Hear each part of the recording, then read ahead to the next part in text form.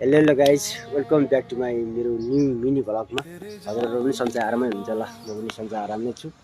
हजुरको दिन कसरी बितिरहेछ? मेरो त यस्तै हो। अब पहिला अफिसतिर हुँदाखेरि अब यस्तै बिजी नै भइन्थ्यो। अहिले खासै अब यहाँ त बिजी नै भएन, घरतिर आएपछि फुर्सद नै हुन्छ, प्रायः फुर्सद नै भइरहेको हुन्छ।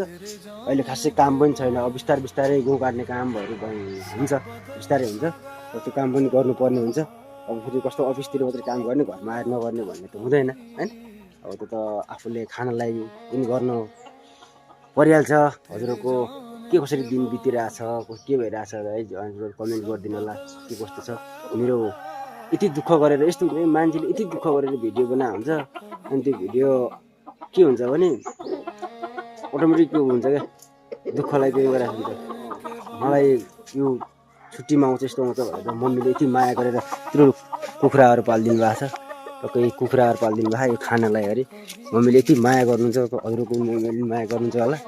अन्त यत्रो भाले, ठुल्ठुलो भाले दुई तिनवटा एउटामा दुईवटामा हेर्नु झगडा गरेर यो भालेको पुच्छ नै छैन, यस्तो छ। त्यस्तै हो, अब दिन यसरी नै बित्छ। अब माया हुन्छ आफ्नो सन्तान, आफ्नो छोराप्रतिको माया त्यसरी नै भइ नै हाल्छ होइन। यस्तै दिन बितिरहेछ। अब मेरो दिन अब धेरै न 20-25 दिन यस्तै म डेली नै भिडियो बनाउने होला छु। हजुरहरूले हेरेर साथ सपोर्ट दिइदिनु होला, सक्दो केयर दिनु होला, सेयर गरिदिनु होला।